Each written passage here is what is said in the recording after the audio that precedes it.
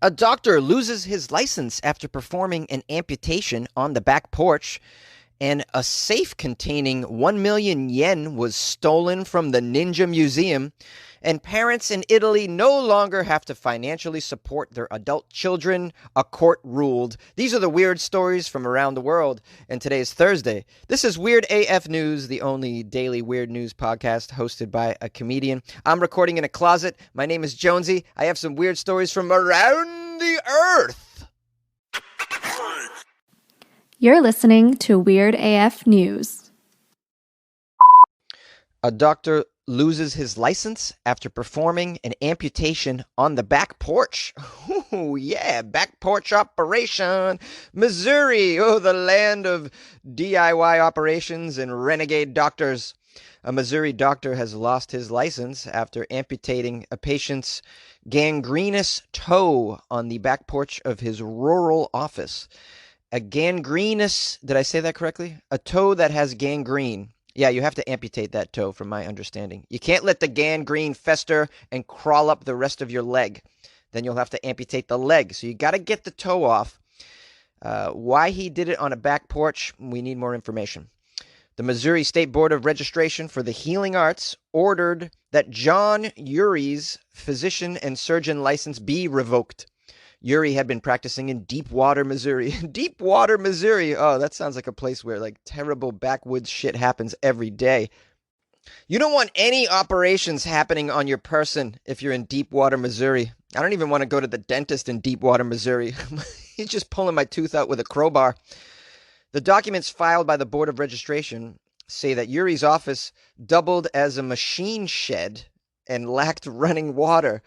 It lacked restrooms. It even lacked an examination table. Nah, that's what the front porch is for. You just lay on the wooden planks. That's the examination table. Come on, it's Deepwater, Missouri. I love how it doubled as a machine shed. The doctor's office / machine shed. Yeah, come on in. Sure. What do you got? You got strep throat, and I'll sharpen your kitchen knives for you. The board order says that Urie amputated a patient's toe on the back porch of his office, which is a non-sterile environment. Yeah, definitely the porch is a non-sterile environment. My guess is also the doctor's office / machine shop is very non-sterile of an environment, a place you shouldn't be practicing anything. I'll bet you actually the back porch was cleaner than the doctor's office / machine shop. The patient was probably like, can you get me on the porch or something? I feel very uncomfortable in this machine shop. This doesn't feel like you're a real doctor. At least on the porch, maybe I can pretend that I'm in a doctor's office. Urie reportedly explained that the procedure was not done optimally, and he had a lapse in judgment. A lapse in judgment. How about the lapse in judgment where you're just operating as a doctor when you're really like a carpenter or a machine shop worker of some sort? I question that you're a doctor overall. So the records show no antibiotics were administered to the patient before or after the operation, and the Board of Registration describes instances where Urie improperly prescribed painkillers to 2 different patients. Wow, he probably prescribed painkillers to way more than 2 different patients, I would say. In fact, I'll bet you his sole purpose of becoming a doctor in the backwoods part of Missouri is just to get a hold of some painkillers for him and his customers. I'm sure this guy's just a drug dealer operating out of a machine shop, is what I'm saying here. The board issued an order saying that Urie cannot apply for reinstatement of his license for 2 years. That seems a little lenient, in my opinion. This guy should be banned forever. He amputated a toe on a back porch. How are you going to let him reapply in 2 years to be a doctor again? Do you have, such a lack of doctors in backwoods Missouri that you would allow a man that sells painkillers and operates out of a machine shop to, apply to get his license back? This seems crazy to me. This dude should not be allowed around patients. This guy will take out your appendix with a sawzall. That's how he does business. A safe full of cash was stolen from the Ninja Museum. A ninja museum located in central Japan said that their safe containing cash totaling over 1 million yen, which is about 9,000 to 10,000 USD, has been stolen from its office. The Iga Ryu Ninja Museum in Mie Prefecture, dedicated to the history of the famous Iga clan of ninja, notified the police after a security alarm at the museum's office was activated at 1:30 in the morning on Monday. Well, a few minutes later, the police found the entrance of the museum's office was forced open with a tool believed to be a crowbar, while the safe, usually located by the wall, was missing. That's right, the safe filled with ninja cash. Where the hell were the ninjas at 1:30 a.m.? You should have a whole team of ninjas guarding your safe, I'd imagine. This is a ninja museum. There's no ninjas there to protect the property? I don't understand it. Look, you should have no problem finding a ninja to, guard your shit after hours. I mean, there's a lot of ninjas out of work right now. If you haven't noticed, hello, we're in the middle of a pandemic here. Ninjas need jobs, okay? Guarding a safe, that's easy. That's a layup for a ninja. The article gives some measurements of the safe that was broken into, which I find to be useless information. Then it says it contained money from admission fees collected over the weekend from around 1,100 people, according to the museum. This is a very popular tourist attraction in the area, this ninja museum. Well, no one's going to trust you now that you're in the news for, being broken into and having your goods stolen. You're not a proper ninja facility, it would seem to an outsider at this point. Am I being too harsh? But I feel like, you got to guard your shit if you're a ninja museum. If you're wondering what kind of experience you can have at a ninja museum, in addition to just laughing at them for not having any ninja security overnight, the facility features a traditional ninja house, some interactive experiences. Ooh, interactive experiences. What's that all about? You get to witness some criminals break in and steal the money. Allowing visitors to learn about the tools that the ninja used that you didn't use to protect your safe, apparently.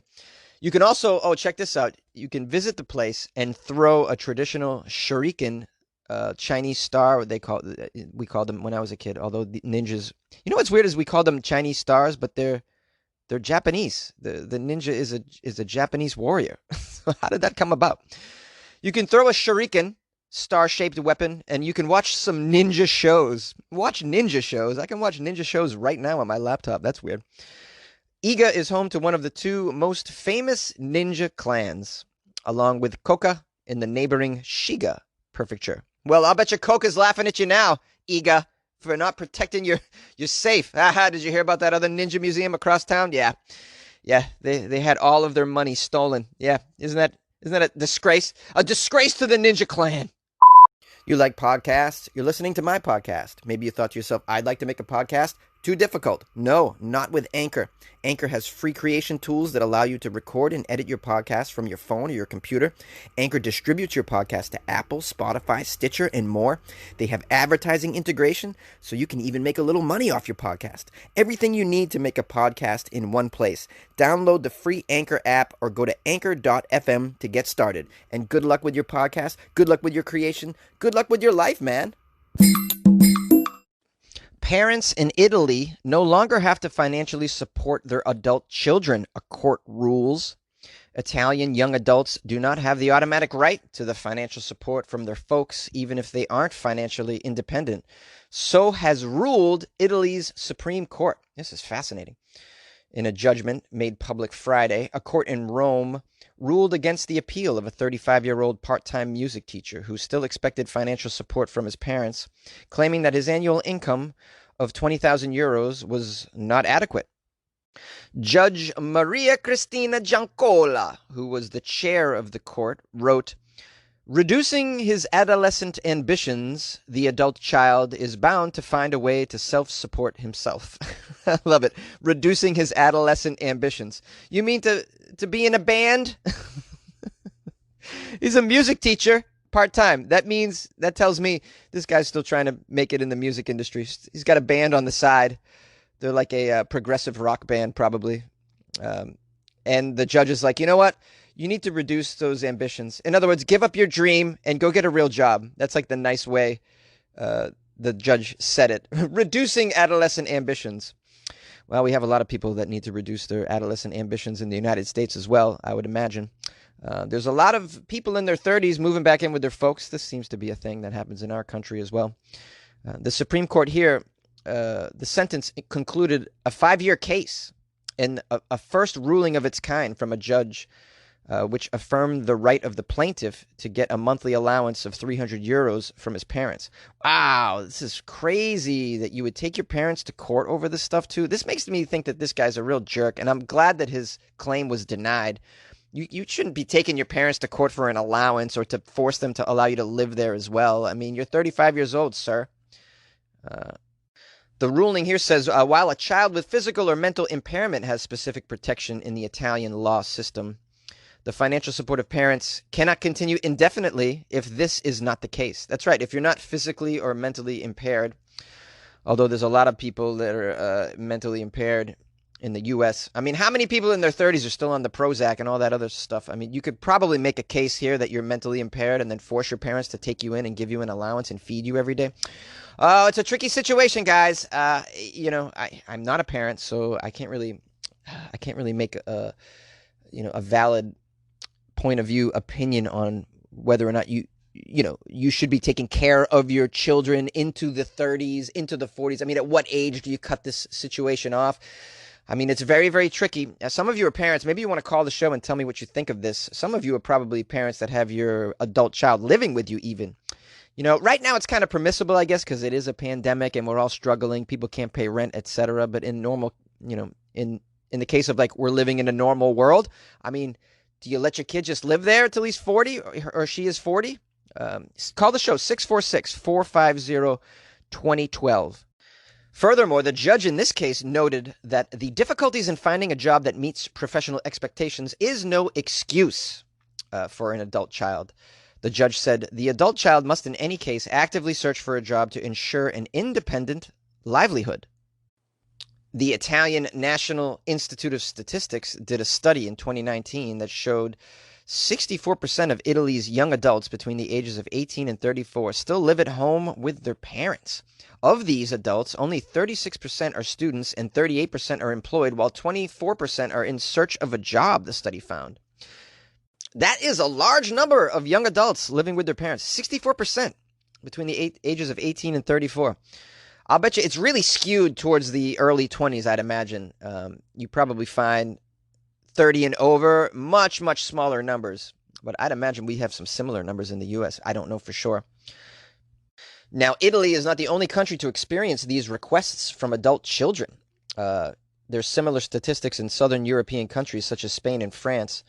But they claim Italy is definitely the worst. The phenomenon is so familiar in Italy that former Prime Minister Mario Monti nicknamed it Bamboccioni, which means big babies, to identify the generation of young Italians who still live at home into their late 30s. Wow.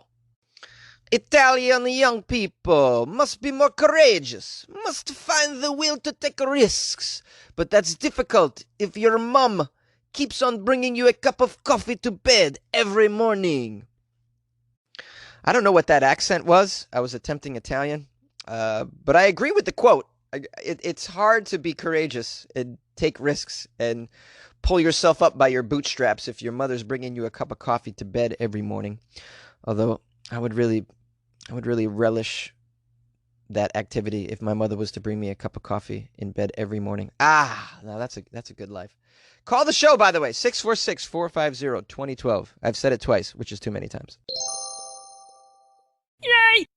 Hey, my fellow weirdos. Thanks again for listening to Weird AF News and supporting the show. I appreciate you. Please tell a friend about it. Especially a friend that might benefit from hearing some weird, funny stories as opposed to mainstream news, which can really make you want to put a gun inside your mouth and pull that trigger because it is terrible. I don't know what song that is, but I'm just improvising here and I'm very caffeinated. I want to give thanks to Jen Myers from Hamburg, Arkansas. I know I make fun of Arkansas quite a bit on this show because I think people living there are crazy, but I think Arkansas is fighting Florida for the crown of most ridiculous state in the United States. But obviously Jen Myers is an angel. She's written the show. She's a big-time supporter of the show. She wrote, I listen to Weird AF News every day, Jonesy, getting ready for work on my Alexa. I'm a respiratory therapist, and I work the night shift. With all of these deaths and sick COVID patients, your stories give me something to share with the nurses and the staff at work to give us something to laugh about. By the way, I'm from Arkansas and work in Louisiana. I heard your rant about all of us. No offense taken. There are some idiots all over the world today. But really, Jonesy, Florida takes the cake. Keep it up. I'm hooked. Love you, Jen. Then I wrote her that I'm going to give her a shout out, and I asked where she worked. She works at St. Francis Medical Center in Monroe, Louisiana. And so I want to give a shout out to everybody working at St. Francis Medical Center in Monroe, Louisiana. The people working on those COVID front lines with the patients, and really the true heroes of this whole battle are the people working at hospitals, the nurses, the co-workers of Jen Myers from Hamburg, Arkansas. And I'm so grateful for people like this, and we all should be, and we all should show support to our nurses and doctors that are and all employees of hospitals at this moment, because working at a hospital right now is dangerous. You're endangering yourself. You're putting your life on the line to save others, which is such a selfless act. And I'm so grateful for people like this. This world gets me down all the time when I think about how many people are selfish out there. People are doing, well, of course, if you host a show about Florida, you're going to lose the confidence and your faith in humanity. But then I get, a message from Jen from Arkansas, and then my faith is renewed in humanity, because I get like an up close glimpse into the life of somebody who is actually saving lives, and that makes me feel good. That should make us all feel good. So yeah, big shout out to Jen and everybody working at the hospital. You guys can always reach out to me and say what's up. I love to hear from fans. Jen reached me through Instagram, which you can as well, at @funnyjones. You can also call the show. I left the number. The email is funnyjones@gmail.com.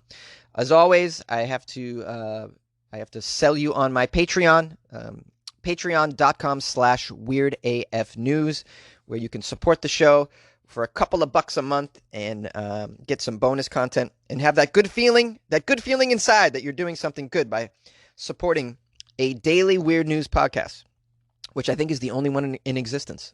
So yeah. Check out the Patreon, patreon.com/weirdafnews. I want to thank people who called the show earlier in the week. I'm publishing some calls after this outro, so stick around for that.